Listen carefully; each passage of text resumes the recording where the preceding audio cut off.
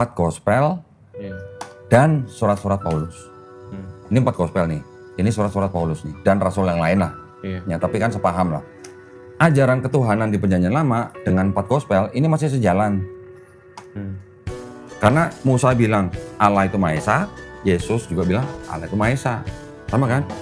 Di Perjanjian Lama bilang kalau mau selamat, mau hidup, bertobat. Di di Matius, Yesus juga bilang bertobat. Kalau nggak bertobat nggak masuk surga. Ada kesamaan kan berarti kan? Ya. Tapi ketika di surat-surat Paulus, kalau mulut kamu nggak mengaku Yesus sebagai Tuhan dan Juru Selamat, yang mati di atas kayu salib buat tembus dosa kamu nggak selamat. Itu Paulus kan? Ya. Berarti Regi selama ini pengikut Yesus apa pengikut Paulus?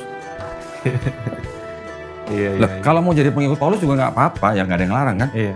Assalamualaikum warahmatullahi wabarakatuh. Alhamdulillah kita berjumpa kembali di dalam diskusi lintas agama yang membuka cakrawala berpikir kita untuk dapat menemukan kebenaran yang sesungguhnya akan pengabdian kita kepada Sang Maha Pencipta Allah Subhanahu wa Ta'ala yang mengutus para nabi dan rasulnya.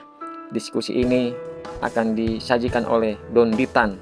Ayo kita simak perjalanan diskusinya bersama-sama berikut ini. Jadi yang lebih mirip Yahudi yang mana? Yang Kristen apa yang Yahudi? Yang Islam? Ya. Yang Islam. Itu jauh. Ya. Kalau kita perhatikan lagi di Perjanjian Lama, ada yang namanya membasuh sebelum masuk kemah perjanjian. Di Islam juga ada wudhu. Ya, sebelum masuk masjid kita wudhu.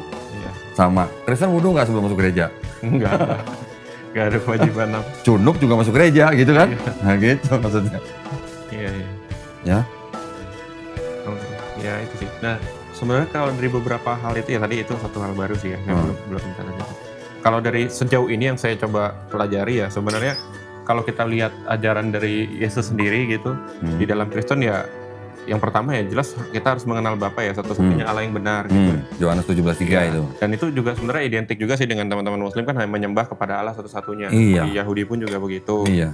Terus hal kedua kayak tadi yang saya lihat yang saya bilang bahwa yang akan masuk ke dalam kerajaan surga adalah mereka yang melakukan kehendak Bapa ya. Iya. Berarti kan menjalani Iya. ya tadi Taurat dan kitab para nabi yang tidak dihapus sama sekali ya. Nah, Nah, terus kalau di Islam identiknya adalah ya menjalankan perintah Quran ya. Kalau Betul. Quran kan yang saya tahu, saya pahami ya. Ini Iya. kan kulit-kulitnya baru. Iya. Salah satu rukun iman kan juga termasuk beriman ya, percaya kepada kepada Allah Subhanahu wa Ta'ala, kepada malaikatnya, kepada kitabnya, kepada nabi-nabinya, kepada hari akhir, dan kepada qada dan qadar, takdir. termasuk yang tadi tuh salah satunya kan ya, nabi-nabi sebelumnya dan juga Iya, nabi-nabinya itu termasuk Nabi Muhammad SAW sampai Nabi Adam alaihissalam. Termasuk Nabi Yesus di dalamnya. Nah ya, terus kemudian konsep yang saya pahami lagi justru yang Yesus selalu perkatakan, pokoknya saya benar-benar berfokus kepada konteks di mana Yesus yang mengajarkan sesuatu ya. Iya. Yang poin ketiga itu yang saya lihat adalah justru Yesus itu mengajak ikutin apa yang dia lakukan, Iya. yang dia katakan gitu. Iya. Ya, berarti ya satu yang tadi konteks Taurat tidak dihapuskan, ikuti Yesus akan kecintaannya terhadap Tuhan Sang Pencipta gitu ya. Dan di poin ini juga sama kalau di teman-teman yang beragama Muslim kan ya mengikuti Sunnah. ya, sunnah, Iya. Rasul, sunnah atau hadis mungkin dan tafsir dan segala macam yang Iya.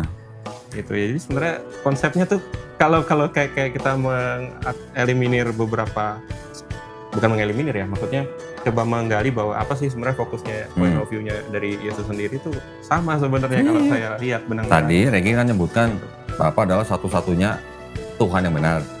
Yohanes 17 ayat 3 nih kalau dibaca. Inilah hidup yang kekal itu, yaitu bahwa mereka mengenal Engkau ya satu-satunya Allah yang benar dan mengenal Yesus Kristus yang telah Engkau utus. Oke. Kak, bisa tolong bantu? Bapak ya, di sini kan sebutnya Bapak, Engkau kan Bapak. Satu-satunya Tuhan yang benar, Yesus yang Kau utus. Bahasa Arabnya gimana? Iya. Bisa nggak saya sebut gini? La ilaha illallah, Isa Rasulullah. Ya, Bisa nggak? Ya bisa. Berarti ini kalau diterjemahkan ke dalam bahasa Arab, ya. Bapa itu la ilaha illallah, Iya, Isa Rasulullah atau Yesus Rasulullah. Bisa nggak? Iya, sebenarnya sama sih. Sekarang apa kata Yesus tentang utusan? Nah, utusan itu kan gini nih. Yohanes 13 ayat 16. Aku berkata kepadamu, sesungguhnya seorang hamba tidaklah lebih tinggi daripada tuannya, ataupun seorang utusan daripada dia yang mengutusnya. Seorang hamba tidak lebih tinggi dari tuannya. seorang utusan tidak lebih tinggi daripada yang mengutus. Berarti Yesus lebih tinggi dari Bapa apa enggak? Iya, tidak lebih tinggi. Tidak lebih tinggi. Kenapa di dalam Trinitas Yesus setara dengan Bapa? Oh, saya pernah baca sih satu artikel ya, tapi nggak tahu ya. Tapi itu artikel Itu produk daripada Athanasius, Nah, itu Bapak salah Gereja. satu Bapak Gereja ya, karena dibilang diangkat duduk di sebelah kanan Allah Bapa gitu. Karena kalau beberapa kan, Kalau di mungkin sebelah kanan Yesus, sebelah kiri siapa? nah itu nggak Oh, nggak ada. nggak ada disebutin ya. Nggak Tapi disebutin. kalau di sebelah kanan kan seolah-olah kayak sejajar lah. Memang mungkin yang itu yang saya tangkap dari. Kalau bilang sejajar berarti ada berapa Tuhannya? Nah, itu. Atau mungkin Nggak gini, kalau pendeta menafsirkan duduk sebelah kanan itu artinya bukan ada dua.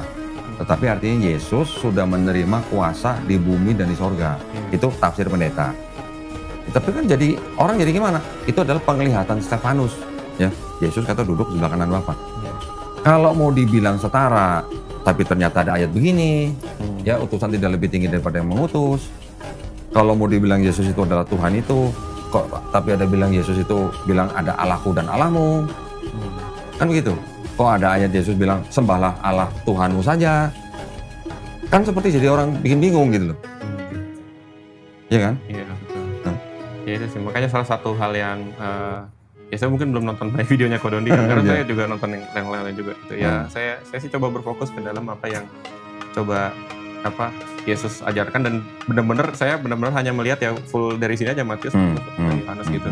Ya kadang-kadang pernah sih ngeliat yang Wahyu juga, cuma itu tafsirnya kayak terlalu berat ya. Ya, Walaupun eskatologi lah itu. Iya. Kitab Wahyu itu adalah kitab yang paling akhir masuk dalam Bible.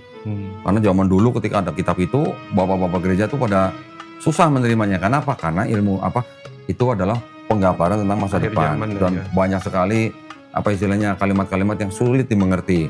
Walaupun begitu, kitab Wahyu itu malah yang paling banyak mengutip dari Perjanjian Lama. Iya. Jadi dari penulis Matius sampai penulis Wahyu, semuanya mengutip dari Perjanjian Lama. Hampir 1000 ayat.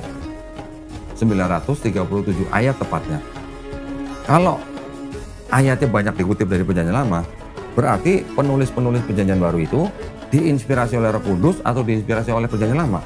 Kalau begitu. Ya.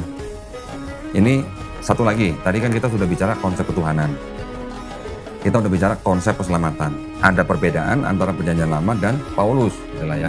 Kalau Yesus sama Perjanjian Lama sejalan, konsep ketuhanan dan konsep keselamatannya. Yesus nih. Ada satu lagi nih, konsep Mesias. Ini yang beda nih, antara Perjanjian Lama dan Perjanjian Baru.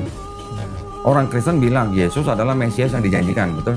Iya betul. Nah, karena banyak ayat-ayat, misalnya Yesaya 7:14, Yesaya 96, Yesaya 53, Hosea, itulah Mazmur 22 dan sebagainya. Tetapi orang Yahudi itu juga punya persyaratan. Apa itu yang namanya Mesias yang akan datang? Konsepnya Yahudi berdasarkan ayat-ayat di Perjanjian Lama, mereka bilang begini. Mesias yang akan datang itu harus benar-benar manusia. Bukan Tuhan jadi manusia gitu. Mesias itu memang di mana-mana manusia. Karena Mesias dalam Perjanjian Lama itu bisa imam, bisa nabi, bisa raja. Semuanya manusia. Nggak ada yang Tuhan jadi manusia gitu kan. Jadi persyaratan pertama, Mesias yang akan datang itu harus benar-benar manusia. Anak hasil hubungan badan suami istri. Ada ayat-ayatnya ya, nanti kita bisa tampilin. Yang kedua, Mesias yang akan datang itu, yang akan jadi raja bangsa Israel, itu harus keturunan Daud melalui anaknya Salomo. Ya. Di Perjanjian Baru, Yesus dikatakan adalah keturunan Daud. Melalui siapa? Melalui Yusuf. Yusuf bapak kandungnya Yesus bukan? Bukan. Kalau bukan bapak kandung, nggak dianggap, nggak diterima kesukuannya. Yang dianggap adalah Yusufnya, Yesusnya nggak dianggap. Jadi kalau di Yahudi, untuk menerima bahwa ini orang Yahudi, itu dilihat dari darah ibunya. Tapi untuk menentukan kesukuannya, itu dilihat dari darah ayahnya. Itu ada di kitab Bilangan 18. Ya. Terus, itu 2 syarat ya. Yang pertama tadi saya lupa, Yesus kan di Kristen kan dianggap Tuhan. Berarti kan nggak matching. Karena Yahudi bilang, Mesias itu harus benar-benar manusia. Sedangkan di Kristen, Yesus bilang, Tuhan juga, manusia juga. Ya kan? Syarat yang ketiga, Mesias yang akan datang itu, dia nanti datang ketika tidak ada orang mengangkat senjata. Yesus lahir masih ada perang nggak? Ya di zaman itu masih ya. Oh, sampai sekarang aja masih kan? Masih sih. Yang keempat, Mesias itu akan datang ketika semua manusia di bumi sudah mengenal Hashem. Hasem itu siapa? Sebutan untuk Tuhan Yang Maha Esa. Sampai sekarang masih ada nggak orang yang nggak kenal Tuhan Maha Esa? Ya masih banyak. Masih. Ya, orang ateis masih banyak, orang di pedalaman juga masih banyak. Berarti ini belum waktunya Mesias datang. Yang kelima, Mesias itu nanti akan datang. Dia datangnya konsepnya tuh cuma datang sekali sampai dia mati. Bukan datang menyelesaikan misi, pergi, datang lagi gitu. Bukan begitu konsepnya. Itu yang membedakan Yahudi dan Kristen. Kalau Kristen kan Yesus disebut Mesias yang dijanjikan. Dia sudah datang, sudah mati di atas kayu salib, sudah bangkit dari ketiga, sudah diangkat, nanti mau datang lagi gitu kan. Iya, betul. Itu nggak ada konsep begitu di dalam perjanjian lama. Gitu. Iya. Saya banyak membaca tulisan yang memang begitu sih. Yang dibilang itu saya. Jadi kan beda nih, konsep Mesiasnya beda, konsep keselamatannya beda, konsep ketuhanannya beda. Jadi ini satu kitab ini kontradiksinya gede gitu loh berarti. Iya. Terlepas daripada perjanjian lama ini ada atau tidak ada kesalahan, ya masih ada saya bilang, tapi masih ada kebenarannya. Sedangkan yang Matius, Markus, Lukas, Yohanes juga walaupun ada ayat sisipan, ada ayat tidak asli, ada ayat pinjaman, tapi masih ada kebenarannya. Tapi kalau yang dari Kisah Para Rasul sampai Wahyu, ini yang konsep ketuhanannya beda, konsep keselamatannya beda, gitu. Itu yang harus kita bisa melihat nih, kita Bible ini kontradiksinya apa gitu isinya. Ya, kalau tadi nanyakan bagaimana mengikuti kehendak Bapa, yang ngikutin aja Yesus, ngikutin ajaran Yesus dan mengikuti sunnah Yesus, gitu. Sunnah tahu kan? Ya, Perkataan atau perbuatan lah. Gitu. Kita orang Islam malah yang ngikutin sunnah Yesus di Bible. Ya kan? Iya. Kita akikah, kita baptis atau mandi junub, kita sunat, sholat sujud, gak makan babi, puasa, mati dikafanin. Kristen gimana? Yang diikutin dari Yesus apa? Iya. Ya kalau banyak sih ya, kebanyakan kalau ya mungkin nggak bisa menyebut beberapa orang-orang yang cukup religius lah gitu. Pernah saya diskusi ngobrol santai gitu ya, ya ujung-ujungnya akan kembali ke kalimat bahwa yang penting percaya aja gitu. Nah, itu imani saja ya. Sebenarnya saya punya keresahan lah, itu sudah cukup lama dan ternyata ya inilah akhirnya mulai terbuka gitu. Sudah cukup lama. Ya. Gitu. Itu yang saya nggak bisa terima kalau hanya sekedar terima gitu. Karena sebenarnya ketika saya hanya mengimani dari hati, kadang-kadang kita nggak bisa membedakan mana daging mana hati ya. Kita kan kalau kita dengar lagu sedih aja nangis kadang-kadang kita nggak tahu itu hati atau memang daging kita yang merasakan itu. Karena saya coba kembali lagi di dalam Alkitab, kan sebenarnya dari perjanjian lama plus Yesus sendiri berkata bahwa kita harus mengasihi, hukum paling utama adalah mengasihi Tuhan Allah dengan segenap hatimu, segenap kekuatanmu, ya jiwamu, dan segenap akal budi. Akal budimu itu apa? Akal budi itu apa sih? Iya, ini akal kan? Ya. Kenapa akal kita nggak dipakai? Betul ya, karena kan sebenarnya walaupun banyak bangsa-bangsa ya udah dikasih tanda ini dan sebagainya gitu ya, walaupun punya perspektif yang berbeda, pasti kita bisa menarik satu benang merah lah ya. Kalau saya lihat ya, walaupun ada perspektif yang berbeda gitu, dan sejauh ini ya kenapa semuanya akhirnya ya poinnya kepada Islam gitu. Jadi maksud saya gini, orang Kristen ketika membaca kitab mereka, ya, tapi bacanya tanpa konteks, dia akan selamanya jadi Kristen. Tapi ketika dia tahu konteks, di perjanjian lama kitab ini bicara konteksnya apa, yang ini bicara konteks apa, yang ini apa konteksnya. Ketika ada ayat yang sama di dalam perjanjian baru, contoh misalnya kayak dianggap genaplah perkataan Nabi, seorang anak darah mengandung dan melahirkan seorang anak laki-laki, yang diambil dari Yesaya 7:14. Orang Kristen yang nggak tahu konteks di dalam Yesaya 7:14, selamanya dia akan Kristen. Jadi dia menganggap ini adalah benar-benar penggenapan dari perjanjian lama. Padahal ini hanyalah karya tulis. Orang yang menulis kitab yang nggak tahu siapa namanya, terus dikasih nama Matius. Dia menulis ini dengan cara mengutip dari sini, mengarang cerita ini. Dia mengambil ayat dari perjanjian lama, cuma ngambil ayatnya tapi nggak bawa konteksnya. Gitu. Pernah mempelajari tentang nubuat-nubuat Yesus? Ya termasuk juga ya itu ya salah satu ya yang bahwa anak manusia harus mati apa segala macam, itu kan katanya Yesaya 53 pernah dituliskan. Itu nggak bawa konteks itu. Iya, termasuk juga Mazmur 22, Eli lama sabahtani gitu. Itu kan dari Mazmur ya, dari waktu perkataan di salib itu. Nah, saya menarik juga waktu melihat Matthew atau Matius ya, itu ternyata versi dari Matius itu sendiri entah karena lost in translation atau apa, ternyata versinya ada beberapa lah. salah satu yang cukup kontroversi pernah saya lihat itu ada istilahnya pseudo-Matthew atau apa gitu. Pseudo-Matthew, Iya. ada saya. Ya, saya pernah coba dan coba saya baca gitu ya. Karena kan ini satu. Kalau yang di Pseudo-Matthew, Yesus perang lawan naga. Iya, itu satu. Terus termasuk juga yang menarik itu kisah kelahirannya lah ya. Nah, kalau yang saya pernah sharing sama teman saya yang beragama Muslim lah, coba baca apa sih ya, kasih satu bacaan bahwa Yesus tuh lahir di bawah pohon kurma ya. Betul. Yang di Pseudo-Matthew itu, Ya. kalau di Quran, Maryam diceritakan dia disuruh menggoyangkan batang kurma. Iya. Kurmanya jatuh. Kalau yang di Pseudo-Matthew, Batangnya yang turun. batang yang turun. Iya, tapi ada kemiripan sih sebenarnya. Loh, kok bisa ada versi itu dan apakah saya dalam hati coba bertanya-tanya apakah ya ini karena dari perspektif Kristen ya, dari perspektif saya sebagai orang non Muslim lah, saya melihat apakah ini kan ditulis pada sekitar abad 500-an ya, 508. Yang mana? Ya, Pseudo-Matthew ya. Pseudo-Matthew-nya. Ya. Saya lupa abad berapanya lupa. Tapi dengan dia ditulis itu kayaknya nggak mungkin bisa sampai ke situ lah ya, kan itu kan bukan satu buku yang dicetak cukup banyak lah gitu ya. Iya. Dan nggak mungkin sampai di Arab sehingga menjadi inspirasi Nabi Muhammad dalam menulis itulah. Saya pikir Saya gitu sih. tahu maksudnya. Jadi ada orang yang menuduh bahwa Nabi Muhammad SAW itu mengarang Quran karena ada kitab-kitab yang itu termasuk Pseudo-Matthew, termasuk invensi Gospel of Thomas gitu. Yang cerita Yesus menciptakan burung dari tanah liat. Iya. Itu kan juga ada di invensi Gospel of Thomas gitu. Iya. Itu ada tuduhan begitu. Nah, sekarang Nabi Muhammad SAW di Quran sendiri disebut Nabi yang ummi. Ummi apa artinya? Tidak pandai baca tulis. Terus dituduh Nabi Muhammad SAW suruh baca kitab-kitab yang dalam bahasa Yunani gitu. Bahasa Arabnya aja nggak pandai baca tulis, suruh baca Yunani gitu gimana? Nah, itu yang tuduhannya kurang mendasar. Dan satu ketertarikan saya juga itu mencoba kok akhirnya saya ketemu yang tadi saya bilang saya mencoba menggambar sebuah diagram Venn lah. Ini kok sama ya isi firman yang difirmankan di Alkitab juga ngomong begini. Nah, kemarin tuh ada sempat acara di kajian lah di kantor gitu ya. Itu yang membuat saya ini juga gitu terkait konsep konsep dosa ya gitu ya. Ada di satu perikop di Matius itu ya, nanti saya coba ya tarik, saya lupa. Yang Yesus berkata bahwa ketika kita beribadah ya tinggalkanlah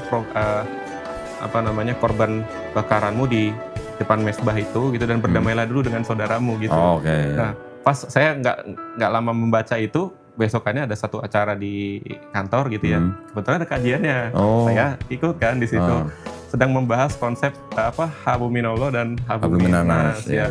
Dosa terhadap Tuhan, dosa terhadap sama manusia. Bukan dosa, hubungan. Hubungan.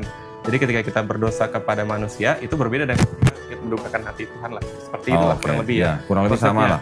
Nah, begitu saya lihat loh kok ini sama ya. Bahkan malah ya, di sini seolah-olah kalau saya lihat konteksnya di Alkitab itu ibadah kita seperti sia-sia apabila kita tidak punya relasi yang baik kepada sesama manusia gitu. Betul. Loh, kok sama gitu. Saya dulu pernah belajar kepada seorang Habib, dia udah almarhum. Dia rumahnya di Cikidang, Labuan Ratu. Ketika baru-baru saya belajar ke dia, ketemu, saya ingat banget dia ngomong ke saya gini. Tadi kan bilang ada hablum minallah, ada hablum minannas. Jadi tadi saya cerita gini, Habib saya waktu itu pernah ngajarin saya begini. Ada hablum minallah, hubungan kita dengan Allah, termasuk di dalamnya adalah ibadah, gitu kan. Tapi juga ada hubungan kita dengan sesama manusia yang disebut hablum minannas.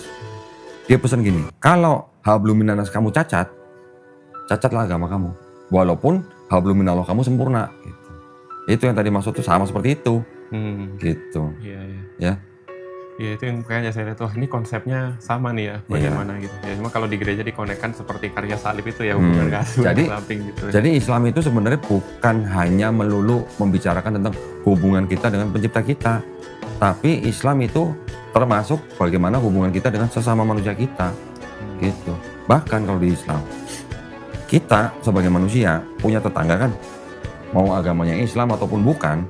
Kalau sampai ada tetangga kita mau Islam atau bukan Islam, kelaparan nih, kita yang orang Islam tidak bisa disebut orang beriman. Sampai begitu, coba. Berarti kalau ada tetangga kita bukan Islam kelaparan, kita nggak bisa disebut orang beriman. Berarti harus apa? Ya, kasih makan lah. Nah itu maksudnya. Dan nggak memandang orang yang kelaparan itu orang Islam atau bukan. Gitu. Itu yang disebut dalam ranah hablum minannas. Malah lebih universal gitu kalau Islam. Ya. Tapi pertanyaan simpel nih saya ini. Yesus di dalam 4 gospel ngakunya diutus untuk bangsa Israel aja atau untuk bangsa semua bangsa? Nah, sejauh ini nih saya belum menemukan titik ininya ya, Pak. Ada 2 ayat yang kontradiksi. Iya, Satu ayat Yesus bilang, aku diutus hanya untuk domba-domba yang hilang dari bangsa Israel. Tapi ada ayat yang bilang, karena itu pergilah, jadikanlah semua bangsa muridku. Baptislah mereka dalam nama Bapa dan Putra dan Murid dan Roh Kudus. Ya. Ini kan ayat bertabrakan. Yang satu bilang hanya untuk bangsa Israel, yang satu bilang seluruh dunia. Yang Matius 28:19 yang karena itu pergilah, itu ayat sisipan. Berarti di dalam 4 gospel, selain masih ada kebenaran, ya, ada kebenaran, juga ada ayat sisipan. Nah itu tuh Gitu. saya nggak punya referensi, maksudnya kenapa itu disebut sisipan, kenapa itu Oke, disebut ini. sekarang gini. Kalau di dalam ini kan buat orang Kristen, ini kan disebut kitab suci, Ya, ya kan? Kalau ada satu aja, satu nggak usah 2 lah, satu aja, ada ayat yang tidak asli, menurut Regi ini jadi kitab suci nggak? ya enggak, bukan harusnya. Oke, kita nanti tagih ya. Nah, ya, itu benar dia. Iya, iya. Pergilah, tapi cuma sampai pergilah kan. Itu yang bahasa Ibrani itu, Yang Ibrani. Matius dalam bahasa Ibrani. Iya. Ya. Nah, sekarang ini apa nih kitab Kitab suci? suci Katolik Tulisannya apa nih? tidak untuk diperdagangkan. Jadi jemaat aja nggak bakal bisa beli ini. Hmm. Saya dapat dari mana? Jangan tanya. Gitu ya. Iya, iya. Kitab suci Katolik dengan pengantar dan catatan lengkap 2009 dipersembahkan kepada umat Katolik Indonesia oleh siapa nih? Direktorat Jenderal Bimbingan Masyarakat Katolik Departemen Agama Republik Indonesia. Resmi nggak? Ya. Regi pernah nggak membaca ayat di dalam seluruh Bible yang mengajarkan konsep Trinitas? Enggak ada sih sebenarnya. Hah? Konsepnya bukan katanya. Konsepnya ya apa sih? Kalau yang tadi Matius Oh, yang salah 28:19, satunya itu yang ada 3 yang akan bersaksi di surga itu. oke, itu tahu nggak surat apa atau kitab apa? Itu apa ya? Benar, itu benar. Itu benar. Ada di sini. Ingat nggak itu di surat? Saking banyaknya ini. Saking saya banyaknya. udah catat-catat. Kalau udah semua. saking banyaknya, sampai sekarang belum masuk Islam mah telat berarti ya. Ya perlu ini lah. Peneguhan melihat.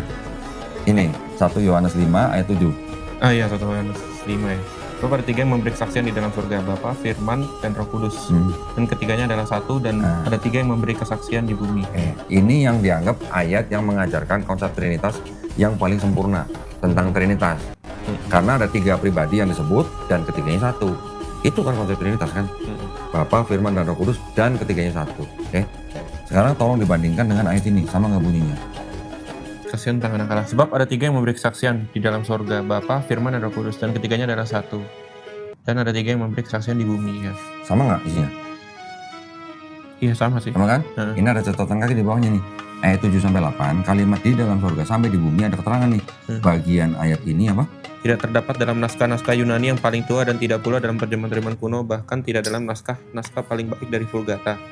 Bagian ini kiranya aslinya sebuah catatan di pinggir halaman, salah satu naskah terjemahan Latin yang kemudian disisipkan ke dalam naskah-naskah oleh penyalin dan akhirnya bahkan disisipkan ke dalam beberapa naskah Yunani. Karenanya bagian ini pasti tidak asli. Tolong diulang, Ya. karenanya Karenanya bagian ini pasti tidak asli. Nah, tidak asli, kata lainnya apa? Iya palsu. Ini baru satu Iya, loh ya. baru Ini baru satu loh. Di sini banyak loh. Kenapa saya tunjukin ini? Karena ini ayat yang saya bilang tadi mengajarkan konsep Trinitas. Yang lain banyak di sini. Mau contoh yang lain boleh nih, saya buka.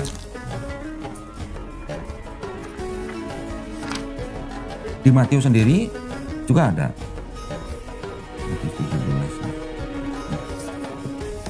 Matius 17. Jenis Iya. ini tidak. Tidak dapat diusir kecuali dengan berdoa dan berpuasa. Matius 17 ayat. Oh, ini waktu menyebutkan 21 kan? Iya. Apa nih keterangannya? Ayat ini tidak asli dalam Matius, tapi diambil dari Markus 9 ayat 29 dengan ditambah dan berpuasa ya, namanya dan berpuasa ya. Ya, ini baru 2 dari belasan. Ya, belasan ayat-ayat yang seperti ini. Kenapa tadi saya langsung menunjukkan 1 Yohanes 5:7? Hanya karena untuk membuktikan bahwa ayat yang mengajarkan Trinitas ternyata tidak asli. Pakai pasti lagi. Karenanya bagian ini pasti tidak asli. Iya. Jadi bisa nggak disebut ini kitab suci kalau ada yang tidak asli?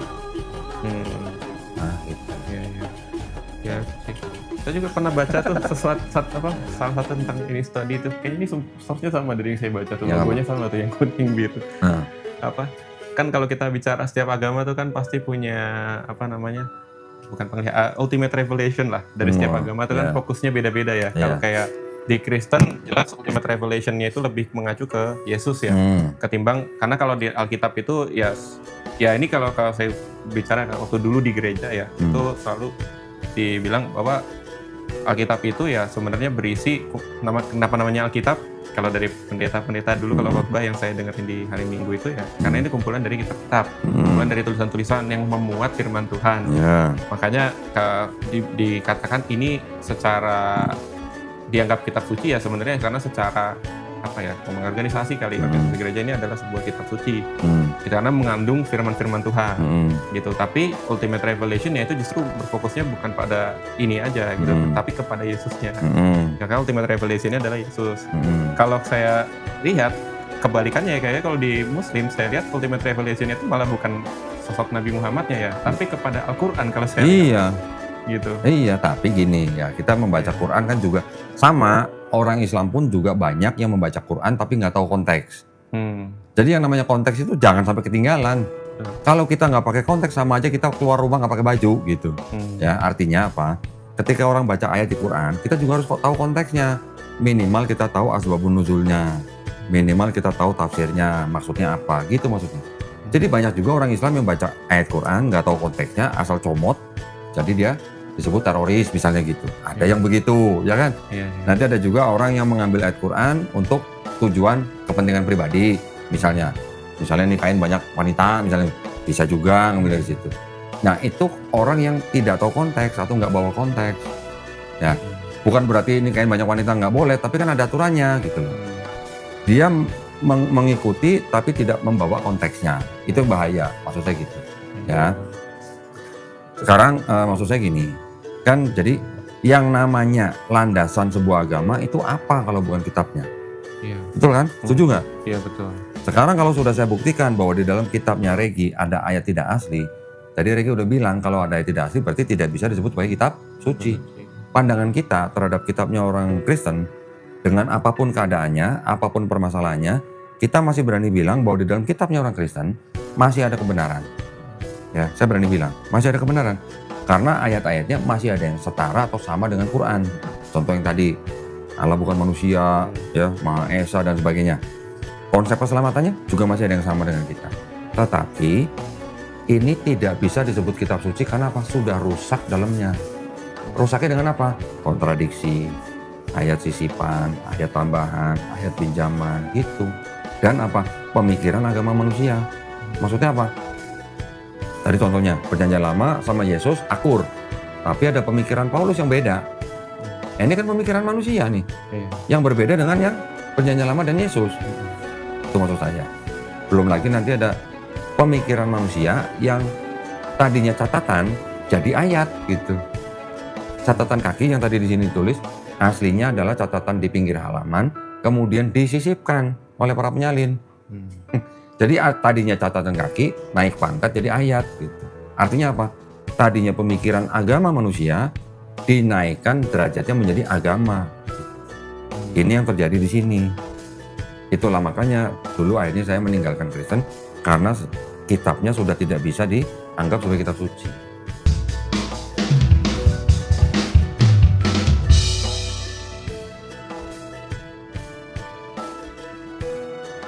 Itu. Ya, dari konsep ketuhanannya udah saya buktikan beda. Konsep keselamatannya saya buktikan beda. Konsep Mesiasnya saya buktikan beda. Tambah lagi ada ayat tidak asli lagi. Ya itu saya juga. Tapi bedanya kalau mungkin kalau Doni baca catat bikin ini kali ya mapping ya. Kalau saya kan kayaknya yang penting baca dapat benang merahnya oke saya notes begini. Regi nyatetnya dalam bentuk apa? Notes gini nih. Note. Ada satu nih notes tuh. Oke. Mulai dari ini satu note semua catatan atau banyak note? Ada 2 notes sih, tapi ini panjang-panjang sih. Ada kalau 2. Begitu capek nyarinya, Mas. Iya, karena ya kan itu kan karena begitu dapat sesuatu saya coba cari itu. Saya dulu mempelajari kira-kira 2 tahun. Plus lagi saya juga masih belajar terus setelah saya bersahadat. Catatan saya seperti note begitu. Catatannya udah ribuan itu. Sampai nyarinya setengah mati juga. Tapi memang perlu segala sesuatu yang kita dapatkan baru memang harus kita catat. Iya, betul. Kalau enggak nanti ya ngeblank gitu. Iya, benar. Nah kalau menurut Regi sendiri, sekarang ini Regi dalam tahap yang seperti apa? apakah sekarang ini Regi masih meyakini bahwa Yesus itu adalah Tuhan yang jadi manusia atau enggak? Eh, kalau sekarang sih saya masih ke dalam ini sih. Ini mungkin saya cerita sedikit ya. Kalau kita bicara tentang konsep ketuhanan kan satu Tuhan Maha Besar, Dia segala maha-maha gitu. Apakah mungkin Tuhan bisa berbuat seperti itu misalnya seperti konsep yang dinyatakan oleh teman-teman? Kalau kita tahu Tuhan adalah segala yang maha, nggak ada kata yang tidak mungkin bagi Dia untuk berbuat seperti itu. Namun ketika kita mencoba mencermati ya kayak satu yang kita dengan hati dan dengan akal kita. Kalau kita mengacu kepada sifat-sifat Tuhan itu kan memberikan kita clue ya, dan ketetapannya itu tetap nggak akan pernah berubah gitu. Kalau memang sifat Tuhan tidak pernah berubah, ketika Dia dari awal bilang Tuhan bukan manusia, Tuhan tidak berubah dan sebagainya, masakan Dia apa tuh? Apa tuh? Kipas angin. Terus? Masa tiba-tiba Bisa berubah? Ya merubah. Kenapa konsep keselamatan harus seperti itu? Kenapa begitu ya? Walaupun awalnya sih saya coba baca ya di dalam kalau dalam tafsir secara Kristen itu kan katanya karena Adam sudah berdosa ya, makanya upah dosa adalah maut. Upah dosa adalah maut. Sehingga setiap manusia akan mengalami mati ya, mengalami maut, masuk ke alam maut gitu. Namun itu menjadi apa ya? Kita tidak akan binasa di dalam maut ketika kita percaya setelah dengan adanya Paulus juga menulis loh, penguasa maut siapa? Penguasa maut. Ya Iblis. Jadi kalau Yesus datang menebus dosa manusia, Yesus nebusnya ke siapa? Untuk menebus dosa manusia, berarti Yesus nebus dosanya ke siapa? Ya, kayak iblis gitu? Dibilangnya mengalahkan maut ya, berarti mengalahkan iblis ya gitu. Oke, tapi saya ingin kembali tadi yang dikatakan oleh siapa? Regi, menarik. Tuhan pasti punya sifat, itu sangat betul. Dan sifatnya Tuhan maha kan? Maha. Tuhan maha baik, setuju. Maha benar, setuju. Iya. Maha suci, setuju. Maha kuasa, setuju. Iya. Maha pengampun nggak? Iya juga. Iya dong, maha pengampun kan? Kalau dia maha pengampun, Regi sekarang misalnya kenal, saya sebut namanya boleh nggak? Ya. Boleh? Oh disebut ya? Regi kenal sama Ika. Ketika Ika berbuat salah, minta ampun sama Regi bisa nggak mengampuni Ika? Juga bisa lah secara manusia ya, tapi langsung kan? Tapi kalau ada konsep yang begini menurut Regi gimana? Anggaplah saya punya toko permen. Regi sebagai orang datang ke toko saya, di dalam toko saya ngambil permen, makan permen nggak bayar, pergi gitu. Besokannya datang lagi, Regi baru minta ampun sama saya. Oh Noli, kemarin saya nyolong permen, saya nggak bayar, saya mau minta ampun ya. Saya bilang begini, boleh saya ampuni, tapi kamu harus bunuh anak saya dulu. Kristen begitu nggak? Ya secara analogi ya bisa lah. Masuk kan? Ya, make sense nggak dengan mengampuni caranya begitu? Untuk saya mengampuni Regi harus bunuh anak saya dulu. Itu maksud saya. Pertama. Yang kedua, kalau tadi bilang Tuhan punya sifat, betul. Punya sifat, ini yang tadi kita udah sebutin semua. Tapi Tuhan juga punya sifat mustahil nggak? Ya bisa dikatakan tidak ada yang mustahil ya kalau tidak ada yang mustahil. Berarti Tuhan bisa nggak menciptakan Tuhan lain? Wah itu jadinya, ya itu yang saya belajar itu jadi sebuah paradoks lah yang saya bilang ya. Berarti Tuhan juga punya sifat mustahil. Maksud saya gitu. Bisa nggak Tuhan jadi iblis? Maksud saya. Kalau dia bisa jadi manusia Yesus, berarti dia bisa nggak jadi iblis? Tapi itu kan melanggar melanggar kodratnya. Nah itu. Nah kalau dia jadi Yesus, melanggar kodratnya nggak? Iya tadi kodratnya itu tadi. Jadi kan melanggar kodratnya, kenapa? Karena Yesus sebagai manusia, dia tidak punya sifat yang sama dengan Tuhan. Apa maksudnya? Dia punya sifat manusia, dia makan, minum, ke belakang, nggak maha suci juga kan? Maha tahu nggak Yesusnya? Ya ini karena mungkin dari Kristen ya karena dibilang kan telah diberikan kuasa di surga dan bumi ya kepada Yesus. Oke, diberi kuasa. Yesusnya maha tahu nggak? Ya enggak. Kalau tadi kan kita udah baca di Perjanjian Lama, Ayub 37:16, Tuhan itu maha tahu. Yesus ketika mau makan buah ara, dia nggak tahu kalau itu musim ara. Sampai baunya ara dikutuk, sampai kering. Ketika Yesus ditanya, kapan hari itu? Enggak, hanya Bapa yang mengetahui. Hanya Bapa yang tahu, anak pun nggak tahu, malaikat di surga pun nggak tahu. Ya kan? Markus 13:32. Berarti kan Yesus tidak maha tahu. Sedangkan Bapa maha tahu nggak? Ya, maha tahu. Berarti kan ini ada dua sifat yang berbeda. Terus mau disetarain begini? Iya. Nah itu yang jadi paradoks. Jadi maksud saya, kalau orang Kristen bilang Tuhan itu maha kuasa, makanya dia bisa kuasa jadi apa aja termasuk jadi manusia. Saya tanya, kalau begitu kuasa nggak jadi iblis? Itu melanggar kodratnya yang Melanggar maha suci. kodrat. Karena apa? Iblis tidak maha benar. Betul. Iblis tidak maha baik. Kalau ada sifat yang berlawanan dengan sifat Tuhan, berarti Tuhan ini juga punya sifat mustahil. Regi IQ-nya berapa? Ingat? 132 apa? 132. Berarti kan orang pinter. Bisa nggak Regi pada saat yang sama, selain IQ-nya 132, tapi juga bisa jadi orang idiot gitu? 130, 131, 113 ya? Ya beda dikit lah, diskon lah sama Anggap aja temen lah. 113 lah, 130 gede banget Oh, kayaknya. 113. Ya oke lah. Bisa nggak pada saat yang sama, Regi IQ-nya 113, tapi juga Regi orang idiot? Pada saat yang sama. Satu Regi loh ya, bukan 2 Regi loh. Ya nggak bisa ya, Nggak cuma bisa. habis begadang kali ya. Maksudnya gini juga, Regi bisa nggak terbang seperti burung? Nggak bisa. Nggak bisa. Kenapa? Karena manusia juga punya kodrat. Iya, Kodratnya manusia bukan untuk terbang, karena nggak diciptakan dengan sayap. betul. Burung bisa terbang karena kodratnya diciptakan dengan sayap bisa terbang. Seperti itu maksudnya. Iya. Jadi Tuhan juga punya sifat mustahil. Hmm. Pada saat yang sama, tidak mungkin Tuhan yang maha baik, maha benar menjadi makhluk yang tidak maha baik, tidak maha benar. Itu maksudnya. Ya. Ya, oke. Nah, sebenarnya kalau saya melihat ya jelas lah karena kalau di yang saya pelajari dari gereja juga ya kan bahwa dibilang bahwa Yesus telah diberikan kuasa di bumi, surga dan sebagainya. Ya. Bisa nggak ya kalau saya mungkin menganalogikannya gini ya, ibaratnya misalnya saya misalnya saya kerja di satu perusahaan lah, let's say perusahaan A gitu. A ini kan pasti punya owner lah. Ya. Nah, owner ini belum tentu menjadi seorang direktur lah. Dia pasti direktur itu kan nggak pernah yang pasti ditunjuk lah ya. Ya ditunjuk ya. Kalau saya sih menganalogikannya bahwa ya mungkin karena Yesus diberikan kuasa untuk menghakimi dan lain sebagainya ya pada hari akhir dan sebagainya. Saya menganggap bahwa ya tetap Yesus itu mungkin punya kuasa karena diberi kuasa gitu. Tapi kuasa atas Permaslahatan manusia gitu. ya permasalahan kuasa atas siapa sih diberikan oleh siapa sih? Iya. Itu pasti kalau diberi kuasa pasti ada yang memberi. Iya, berarti Tuhan macam apa yang harus diberi gitu. Gitu. Itu satu analogi yang coba saya karena di situ dibilang telah diberikan kepadaku, aku diutus dan sebagainya. Maka pasti akan ada satu mungkin kalau kita bicara dari perspektif agnostik pasti ada entitas lagi yang mengutus lah atau yang punya kuasa lebih besar. Gitu. Nah itu tadi Yesus bilang apa? Hamba tidak lebih tinggi dari tuannya. Utusan tidak lebih tinggi daripada yang mengutus. Berarti kan tidak setara. Iya itu satu. Ya itu sih hal itulah yang akhirnya membuat saya menjadi yang ini saya mendapatkan sedikitlah benang merahnya gitu ke arah situ. Nah cuma ada satu saya lupa ya. Di situ ada satu ayat yang bilang bahwa yang Yesus bilang sebelum Abraham ada. Yohanes 8:58. Yohanes 8:58 gitu. Coba. Itu yang saya ini saya mau bicara maksudnya yang satu yang masih mengganjal lah gitu maksud saya. Yohanes 8 ya gitu ya. Yohanes 8:58. Yohanes 8:58 itu. Ini udah saya siapin jawabannya tuh. Iya. Tadi baru saya bahas semua. Iya kan karena Yesus bilang kan aku berkata padamu sesungguhnya sebelum Abraham jadi kan aku telah ada gitu. So, jadi kan dia sudah. Bisa nggak teman-teman Kristen menjelaskan yang maksudnya telah ada itu apanya? Rohnya, apa tubuhnya, atau apanya yang sudah ada maksudnya? Nah ini kalau saya mencoba menganalogikannya karena memang Yesus secara manusianya itu kan baru ada ketika dilahirkan Maria.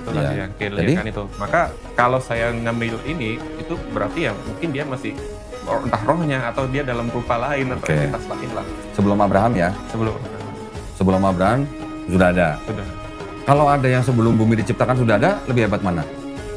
Ya yang sebelum bumi diciptakan lah pasti yang menciptakan semua. Buka Amsal. Coba. Amsal berapa? Amsal 8 ayat 22 sampai 25. Amsal berapa? 8. Sebenarnya buka kita masih cepat lah ya. Ya, oke lah. Biasa pakai handphone. Ya. Gak biasa baca gini. Ya. 8 ayat berapa? 22 sampai 25. 22 sampai 25. Ya. Tuhan telah menciptakan aku sebagai permulaan pekerjaannya, sebagai perbuatan yang pertama-tama dahulu kala. Ini akunya A-nya kecil ya. Ya, siapa itu di situ? Ya kita harus tahu nih. Siapa yang dimaksud di situ? Nah, iya nih. Amsal itu menceritakan siapa? Tulisan siapa katanya? Amsal itu tulisan siapa ya? Salomo. Jadi aku itu siapa? Salomo kan?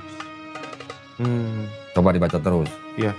Sebagai perbuatannya yang pertama-tama dahulu kala. Sudah pada zaman purbakala aku dibentuk pada mula pertama sebelum bumi ada. Loh, sebelum bumi ada, Salomo sudah dibentuk katanya. Sudah ada berarti.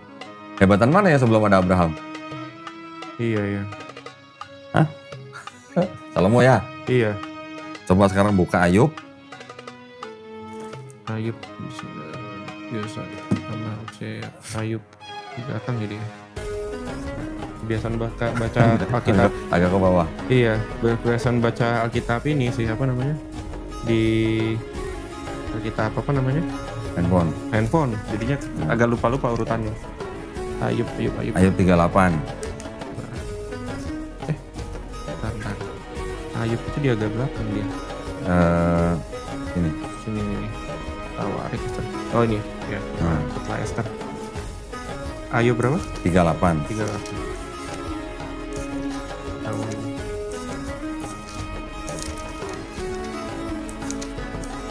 Ayat 38 ya.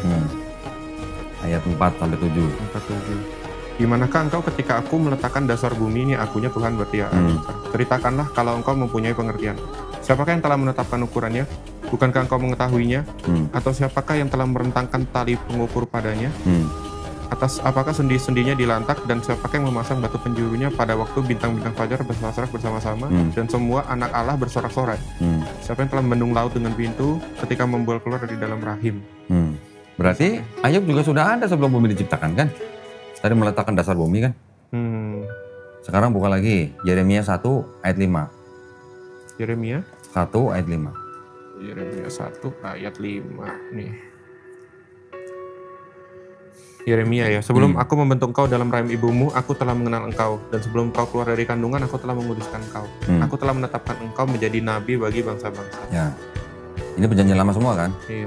Sedangkan Paulus sendiri nih, Paulus buka di Efesus 1 ayat 4. Efesus 1 ayat 4. Setelah Galatia. Efesus 1 ayat 4. Apa katanya? Sebab di dalam Dia Allah telah memilih kita sebelum dunia dijadikan, supaya kita kudus dan tak bercacat di hadapan-Nya. Itu kan dianggap tulisan Paulus. Iya. Paulus saja bisa bilang sebelum dunia dijadikan, kita sudah ada apa? Sudah dipilih oleh Allah katanya. Berarti artinya apa kalau begitu? Yeremia 1:5, sebelum kamu di dalam kandungan ibumu, aku telah mengenalmu. Sebelum kamu dilahirkan, aku telah menetapkan kamu jadi nabi. Paulus malah bilang, sebelum dunia dijadikan, Allah sudah memilih kita. Salomo sudah ada sebelum bumi diciptakan. Ayub sudah ada sebelum bumi diciptakan. Jadi maksudnya apa kalau begini? Kalau kita ngelihat tadi 4 tokoh ini. Termasuk manusia biasa loh. Sebelum dunia diciptakan kita udah dipilih loh sama Allah loh. Iya. Jadi kalau Yesus bilang, sebelum Abraham ada, aku ada. Lebih hebat apa daripada 4 ini tadi maksudnya? Maksudnya apa kalau begitu berarti? Artinya kita sebelum jadi manusia itu sudah ada di dalam apa? Di dalam pengetahuan Tuhan. Sama tadi seperti Yeremia 1 pasal 5, pasal 1 ayat 5 gitu. Seperti itu sebenarnya. Nothing more gitu loh. Oke? Iya. Nanti ada satu lagi, ada orang-orang Kristen yang mengatakan bahwa I am itu bahasa Yunaninya kan ego eimi. I am who I apa? Itu disamakan dengan aku ya. Disamakan dengan eheye, eser eheye katanya. Ya di Keluaran. Ketika Musa diutus ke Firaun, Musa tanya, saya mau bilang diutus siapa nih? Elohim bilang, nggak usah mikirin itu, pokoknya eheye, eser eheye, aku adalah aku gitu kan. Ada sebagian orang Kristen yang menyamakan ego emi dengan eheye, eser eheye. Karena Yesus menganggap ngomong ego emi itu sama dengan eheye, eser eheye, disamakan Yesus dengan Elohim gitu lah. Jawabannya simpel banget. Coba terjemahkan kata eheye, eser eheye menjadi bahasa Yunani. Jadi apa? Jadi ego emi enggak? Enggak. Jadinya apa? On gitu. Bukan ego emi. Ego emi itu tahu artinya apa? Aku. Gue gitu dalam bahasa Jakartanya doang. Yang ngomong ego emi kan gak cuma Yesus, banyak. Pilatus juga ngomong ego emi, Paulus juga ngomong ego emi, Filipi juga ngomong ego emi. Kenapa gak dituhankan? Kenapa ketika Yesus yang ngomong ego emi dijadikan Tuhan? Hanya karena ada cocokologi ke ehye, eser ehye. Padahal kalau diterjemahkan ke Yunani jadinya hoon, bukan ego emi gitu. Ya, simpel banget jawabannya. Gitu. Iya, itu satu ini sih yang apa? Saya tadinya belum dapat sih apa? Jawabannya. Kliknya lah, belum dapat kliknya ya. Nanti kalau butuh tulisannya, butuh untuk dicatat, saya kirim. Kalau mau. Boleh. Yang terkait ini sih. Ya, makanya itu tadi yang kayak udah saya ceritakan kalau beberapa ya tadi yang ajaran-ajaran dari Yesus sendiri apa segala macam itu saya menarik lah benang merahnya itu ke beberapa, gak semua ajaran Islam kan saya belum dalam ya. Tapi gini loh, orang-orang yang akademisi aja ketika membaca 4 gospel, Matius, Markus, Lukas, Yohanes, ya, ketika mereka membaca dengan seksama, orang-orang akademisi yang saya tahu, mereka berani mengatakan bahwa dalam 4 gospel ini Yesus tuh nggak ngajarin kekristenan. Yang Yesus ajarin dalam 4 gospel ini malah Islam gitu loh. Kenapa? Kalau kita kembali ke definisi Islam sebagai apa? Berserah diri kepada pencipta. Muslim adalah orang yang berislam. Jadi artinya Muslim adalah orang yang berserah diri kepada penciptanya. Yang Yesus ajarin di sini ajaran Islam. Karena suruh berserah diri kepada Bapa. Gitu. Yang dilakukan Yesus dalam 4 gospel juga yang dilakukan orang Islam. Iya, berserah penyembah kepada Allah. Gitu. Iya gitu. Nanti kalau ini mungkin saya menyampaikan beberapa yang sering saya terima ya. Yang membuat saya tertarik kepada Islam, awalnya sempat ragu karena salah satunya tadi beberapa pertanyaan. Sebenarnya ya selain udah belajar adalah tadi gap-gap kecil-kecil itu. Sudah terjawab. Ya sudah terjawab ya. Kemudian terkait dengan ini sedikit cerita ya, kenapa saya semakin tertarik belajar Islam. Yang pertama kan Yesus bilang setelah dia akan banyak nabi-nabi palsu, satu bernubuat dengan namanya dia. Kemudian yang kita tadi harus berhati-hati terhadap orang-orang yang satu yang menjauhkan kita dari Taurat Tuhan dan sebagainya gitu. Kalau dari kebanyakan teman-teman ya nggak semua orang Kristen begitu ya, tapi ada sebagian yang suka bilang ya itu setelah Yesus ya hanya ada nabi palsu gitu ya. Ya maka dianggap Nabi Muhammad itu nabi palsu gitu. Tapi kan ada satu ayat Alkitab lagi yang dibilang ujilah segala sesuatu gitu. Apakah itu berasal dari Allah atau bukan gitu ya. Jelas kalau berasal dari Allah itu pasti akan membawa kita semakin dekat kepada Sang Pencipta gitu. Masalahnya kalau bicara soal itu yang saya dengar dari kajian-kajiannya kayak Ustaz Khalid Basalaman itu nggak ada yang bertentangan dengan itu.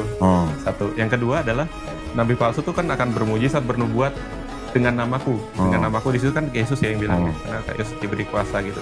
Nah Muhammad tidak pernah mengusir setan dalam nama Yesus atau saya bilang berarti ini secara premis gugur nih dua hal ini. Ya berarti perlu kita lihat lah gitu. Saya tambahin, mau nggak? Yang disebut dengan nabi palsu ini berarti yang palsu ajarannya atau apanya? Ajarannya dong. Kalau kita mengacu ini ajarannya. Ajarannya. Sekarang kita tinggal pelajarin. Apakah ada ajaran Nabi Muhammad SAW yang beda dengan ajaran Yesus di dalam 4 gospel? Ada yang beda nggak? Nah kalau ke Islam secara dalam saya belum tahu ya. Tapi secara selama ini ketika melihat kajian-kajian tersebut, saya nggak merasa ada perbedaan. Mungkin hanya point of view-nya lah yang berbeda ya gitu. Ya sekarang gini, Yesus mengajarkan untuk menyembah siapa? Iya menyembah Bapa. Nabi Muhammad SAW mengajarkan umat Islam untuk menyembah siapa? Iya menyembah Allah SWT. Ya kalau Bapa dan Allah itu hanya masalah terminologi nih. Bapa ini sebenarnya boleh dikatakan apa ya? Beresiko. Kalau kita menyebut Tuhan dengan Bapa itu beresiko. Kenapa? Kalau ada Bapa, ada anak, orang itu bisa akhirnya mengasosiasikan anak sama punya hakikat dengan Bapa, sama-sama Tuhan. Dari mana asalnya? Ya, asalnya dari mana? Pernah dengar dewa Zeus? Ya. Punya anak namanya Perseus. Perseus disebut setengah manusia, setengah dewa, disebut anak dewa. Kalau ada sebutan anak dewa, ada bab dewa, ini otomatis orang zaman dulu akan berpikir yang anak dewa ini juga dewa, artinya punya hakikat yang sama gitu. Itu resikonya maksud saya. Di Quran tidak ada sebutan Allah SWT itu dengan dewa, dengan Bapa, nggak ada. Yang ada dengan Rob. Rob itu artinya apa? Penguasa. Gitu. Nah, maksud saya begini. Ketika tadi dibilang nabi palsu, berarti kan yang harus kita perhatikan ada nggak ajaran Nabi Muhammad SAW yang berbeda dengan ajaran Yesus. Untuk menyembah siapa aja sama, ya kan? Yang dilakukan sama, ya sholat, puasa dan segala macam sama kan? Tapi ketika kita ke Paulus ngajarin dosa waris yang tidak pernah diajarkan Yesus. Paulus mengajarkan apa? Yesus Tuhan. Ya walaupun itu masih diperdebatkan ya. Artinya Paulus punya gagasan baru yang tidak pernah diajarkan Yesus. Berarti kira-kira yang nabi palsu, Nabi Muhammad SAW atau Paulus? Nah itu ketika saya melihat itu, pembaca ini, saya lihat, wah ini kok justru kelihatan sekali ya, justru malah yang membawa kita jauh dari Taurat Tuhan itu malah Paulus. Padahal Yesus pun tidak pernah bilang bahwa dengan kematianku, maka semua yang hukum-hukum terdahulu tuh batal gitu. Ini nggak ada kan begitu? Ya. Terus ya kalau di gereja kan kadang-kadang waktu sekolah minggu kita diajarin kita jadi anak-anak Abraham gitu ya. Anak Abraham. Kayak anak-anak Abraham karena kita menerima janji yang sama dengan yang dijanjikan dengan Abraham. Nah, kalau memang begitu teologinya berarti kan perjanjian Abraham dengan Tuhan itu kan salah satunya adalah dengan mengikuti Tauratnya Tuhan itu kan ya, dengan bersunat. Nah, kalau Abraham sih, Abraham belum diturunkan Belum ya sih, Taurat. itu Ishak ya, itu Ishak. Ini Musa dong. Musa. Abraham. Tapi maksudnya kan salah satunya itu kalau kita menjadi anak-anaknya kita mengikuti apa istilahnya ya? Apa sih? Bukan milal ya? Milah. Milah ya. Milah. Ikuti milah Ibrahim lah ya. Di Quran malah disebutkan Nabi Muhammad SAW diperintahkan untuk mengikuti milah Ibrahim. Nah, itulah salah satunya ya. Kalau kita memang disebut dengan anak-anaknya juga berarti secara nggak langsung kita sebenarnya terikat dengan itu karena ya Sekarang ditelusurin aja dalam agama Kristen yang akhirnya menyatakan boleh tidak sunat itu siapa? ya Nggak Paulus. perlu sunat siapa? Paulus kan? Bukan Yesus kan? Bukan. Hah?